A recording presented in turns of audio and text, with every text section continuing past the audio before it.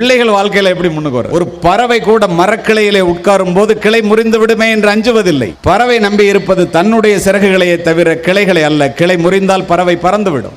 உன்னையே நீ நம்ப கற்றுக்கொள் என்று பிள்ளைகளுக்கு சொல்லித்தாருங்கள். வெட்டப்பட்ட மரக்கிளையிலும் உயிர் உண்டு. நீ அதை நட்டுப்பார், நம்பிக்கை துளிர்விடும். விழுந்து கிடந்தால் சிலந்தி கூட நம்மை சிறைப்பிடிக்கும். எழுந்து நடந்தால் எரிமலையும் நமக்கு வழி கொடுக்கும். முடியாது என்று நினைத்து விட்டால் மூச்சு காற்றும் நின்றுவிடும். முடியும் என்று துணிந்து விட்டால் மூளைக்குள் மின்சாரம் பிறப்பெடுக்கும். தன்னம்பிக்கை என்னும் நெருப்பு பொறியை மனித மனம் தாங்கி நின்றால் எண்ணியது எண்ணியவாறு நடக்கும். இடையூறுகள் எரிந்து சாம்பலாகும். முயற்சின்னு சொல்றாங்களே, என்ன தெய்வத்தால் ஆகாதெனினும் முயற்சி தன் மெய்வருத்த கூலி தரும் என்ற வள்ளுவனின் வாசகம் மனித முயற்சிக்கு வள்ளுவன் தந்த மகா சாசனம். என்னுடைய முயற்சிகள் என்னை பல முறை கைவிட்டது உண்டு. ஆனால் நான் என்னுடைய முயற்சியை ஒரு முறை கூட கைவிட்டதில்லை. ஏன் தெரியுமா? முயற்சி என்பது முடிந்தவரை செய்வது முயற்சி அல்ல, முடியும் வரை செய்வதே முயற்சி.